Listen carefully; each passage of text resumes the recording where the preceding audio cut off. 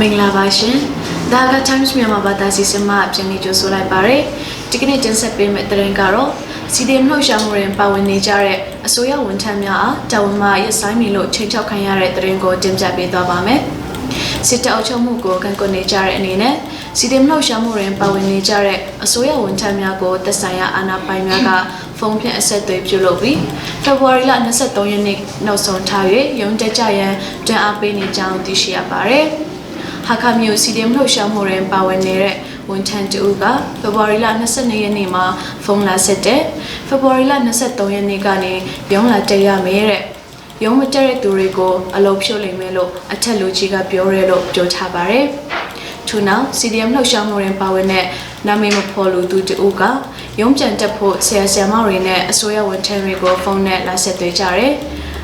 အစပိုင်းမှာတော့ CDM လှုပ်ရှားမှုမှာပါဝင်နိုင်ဖို့လူကြီးတွေကိုနေအမျိုးမျိုးနဲ့ချင်းကပ်ခဲ့ပါတယ်။ဒါပေမဲ့ယခုကတော့ဘလို့မှမဖြစ်နိုင်တော့ပါဘူး။ CDM လှုပ်ရှားမှုမှာပါဝင်ခြင်းနဲ့ဆိုရင်ထွက်စာတင်ပြီးမှပါဝင်ကြပါလို့ပြောထားပါတယ်လို့ Hakka Times သတင်းဌာနတို့ပြပြထားပါတယ်။ CDM လှုပ်ရှားမှုမှာပါဝင်သူတွေကိုလာစာထုတ်ပေးမှာမဟုတ်ဘူး။အလုပ်ဖြုတ်ခံရမယ်။ဒါကြောင့်အမြန်ဆုံးရုံးလာတက်ကြပါလို့ပြောလာပါတယ်။ CDM လှုပ်ရှားမှုတွင်ပါဝင်ပြီးရုံးမတက်တဲ့သူ CDM လှုပ်ရှားမှုမှာပဲမပါဘဲရုံးမတက်တဲ့သူစသဖြင့်စာရင်းကောက်ထားပါတယ်လို့အစိုးရဝန်ထမ်းတူက Hakka Times သတင်းဌာနတို့ပြပြထားပါတယ်။ CDM လှုပ်ရှားမှုတွင်ပါဝင်တဲ့အစိုးရဝန်ထမ်းများဟာဝန်ထမ်းချင်းထုံးမလိမ့်နာသောကြောင့်ပြင်းပြင်းထန်ထန်အရေးယူသားမည်ဖြစ်သောကြောင့်စစ်ကောင်စီဥက္ကဋ္ဌဝူချုပ်မှုကြီးမြအောင်လှိုင်ကပြောကြားခဲ့ပါတယ်။ယခု CDM လှုပ်ရှားမှုတွင်ပါဝင်တဲ့ဝန်ထမ်းများကိုစာရင်းကောက်ယူနေကြောင်းသိရှိရပါတယ်။ဟာခမြို့နယ်တမဝရမဝန်ထမ်း12ဦး CDM လှုပ်ရှားမှုတွင်ပါဝင်ပြီးစစ်တပ်အုပ်ချုပ်မှုလက်အောက်တွင်တာဝန်ထမ်းဆောင်ခြင်းမပြုလိုကြောင်းထုတ်ပြန်ထားတဲ့သတင်းကိုလည်းဆက်လက်တင်ပြပေးသွားပါမယ်။ဟာခမြို့နယ်တမဝရမယုံတွင်တာဝန်ထမ်းဆောင်နေတဲ့ဝန်ထမ်း14ဦးရှိသည့်အနက်12ဦးတို့က CDM လှုပ်ရှားမှုတွင်ပါဝင်နေပြီးစစ်တပ်အုပ်ချုပ်မှုလက်အောက်တွင်တာဝန်မထမ်းဆောင်လိုကြောင်းဖေဖော်ဝါရီလ24ရက်နေ့တွင်သဘောထားထုတ်ပြန်ချက်ထုတ်ပြန်လိုက်ပါတယ်။ရုံးမတက်တာကအကြောင်းမရှိဘဲနဲ့မတက်တာမဟုတ်ပါဘူး။မတရားအာဏာသိမ်းပြီးတော့စစ်တပ်အုပ်ချုပ်မှုလက်အောက်မှာတာဝန်မထမ်းဆောင်လို့ဒါကြောင့် CDM လှုပ်ရှားမှုမှာပါဝင်လာတော့မှဖြစ်တဲ့လူထုကရွေးကောက်တဲ့အစိုးရတက်လာပြီးမှသာတာဝန်ဆက်လက်ထမ်းဆောင်မှာဖြစ်ပါတယ်။နိုင်ငံရေးပါတီလုပ်ငန်းလုပ်တာမဟုတ်ပါဘူး။အထက်လူကြီးတွေကိုမထီမဲ့မပြောတာလည်းမဟုတ်ဘူး။ပြည်သူတွေအတွက်တာဝန်ထမ်းဆောင်တာဖြစ်တယ်လို့ငင်းချမ်းစွာမိမိတို့ဆန္ဒကိုဖော်ထုတ်တာဖြစ်တယ်လို့၎င်းတို့ထုတ်ပြန်ချက်တွင်ဖော်ပြထားပါတယ်။ဒီကိစ္စနဲ့ပတ်သက်ပြီးနာမည်မဖော်လို့သူတမဝါရမဝန်ထမ်းတဦးက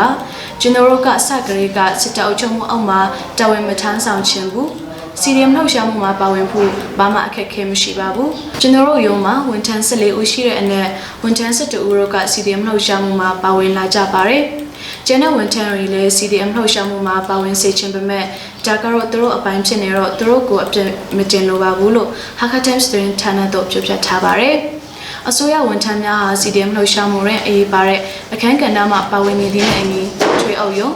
အစိုးရဘဏ်ကျန်းမာရေးပညာရေးမိသက်ရုံစီပင်နဲ့တမဝရမဝန်ထမ်းများ CDM လှုပ်ရှားမှုတွင်ပုံမပါဝင်လာကြောင်းသိရှိရပါတယ်။ချင်းပြည်နယ်တွင်တာမကမြန်မာနိုင်ငံတနိုင်ငံလုံးတွင်ရုံးပြန်နေတက်ကြရန်ပြက်ကွက်ဘာကလာဆာရမည်မဟုတ်ကြောင်း CDM လှုပ်ရှားမှုတွင်ပါဝင်လိုပါကထွက်စာတင်ပြီးမှပါဝင်နိုင်ပြီး NLD ပါတီအစိုးရတက်လာလျင်လဲတာဝန်ထမ်းဆောင်နိုင်မည်မဟုတ်ကြောင်းစသဖြင့်ချင်းချောင်းနေတော့လေယခုအခါ CDM လှုပ်ရှားမှုတွင်ပါဝင်သူဝန်ထမ်းပုံမှန်များပြားလာသည်ကိုတွေ့ရှိရပါတယ်။ကျွန်မ Elizabeth ပါ SAC ကဖွဲ့စည်းသည့်ရွေးကောက်ပွဲကော်မရှင်နဲ့နိုင်ငံရေးပါတီများအစည်းအဝေးတွင် ZCT ပါတီပါဝင်တက်ရောက်မည်ဆိုတဲ့သတင်းကိုဆက်လက်တင်ဆက်ပေးသွားပါမယ်။နိုင်ငံတော်စီမံအုပ်ချုပ်ရေးကောင်စီ SAC ကရွေးကောက်ပွဲကော်မရှင်တာဝန်ရှိသူနဲ့နိုင်ငံရေးပါတီတာဝန်ရှိသူများကိုဖေဖော်ဝါရီလ26ရက်နေ့တွင်အစည်းအဝေးတရက်ကျင်းပပြုလုပ်ရန်ဖိတ်ကြားသည့်အပေါ်မှာ ZCT ပါတီတက်ရောက်မည်ဖြစ်ကြောင်းသိရှိရပါတယ်။ယခုပြင်ဆင်မှုတွေပြုလုပ်နေတဲ့ကိုယ်စားလှယ်2ဦးတက်ရောက်ဖို့ရှိပါတယ်။ကလေးမျိုးဖက်ကနေတွားရောက်မှာဖြစ်တဲ့ယခုအစည်းအဝေးတက်တာစစ်အစိုးရကိုအတိမတ်ပြုတယ်လို့မှတ်ယူလို့မရပါဘူး။ဒါပေမဲ့ရွေးကောက်ပွဲကော်မရှင်အစည်းအဝေးဖြစ်နေတော့နိုင်ငံရေးပါတီတစ်ခုအနေနဲ့တက်ရောက်ဖို့လိုအပ်ပါတယ်။ CNLD ပါတီဥက္ကဋ္ဌဦးငိုင်စက်နဲ့လည်းစကားပြောပြပါပြီ။သူတို့ကလည်းတက်မှာပါ။ ကချင်မွန်နဲ့ပလောင်တို့လည်းတက်ဖို့ပြင်ဆင်နေကြပါတယ်လို့ ZCD ပါတီအတွင်းရေးမှူးဦးဂျင်ကမ်လျန်က The Hakka Time သတင်းဌာနကိုပြောပြခဲ့ပါတယ်။ CNLD ပါတီတာဝန်ရှိသူများကိုဆက်သွယ်ခဲ့တော့လည်းအဆက်အသွယ်မရရှိခဲ့ပါဘူး။ SAC ကပထမအကြိမ်ရွေးကောက်ပွဲကော်မရှင်အစည်းအဝေးတွင် NLD ပါတီတက်ရောက်နိုင်မည်မဟုတ်ကြောင်းလွှတ်တော်ကိုယ်စားလှယ်ဦးစိုးလေးကသတင်းစာရှင်းလင်းပွဲတွင်ပြောကြားခဲ့ပါတယ်။ဒီကနေ့ The Hakka Time မြန်မာဘာသာစီစဉ်ကိုဒီလောက်နဲ့ပဲဆုံးသက်တော်မှာဖြစ်ပါတယ်။မိဘပြည်သူအပေါင်းတို့ဘေးအန္တရာယ်မှာကင်းဝေးကြပါစေရှင်။ကျွန်မချယ်ရီပါ။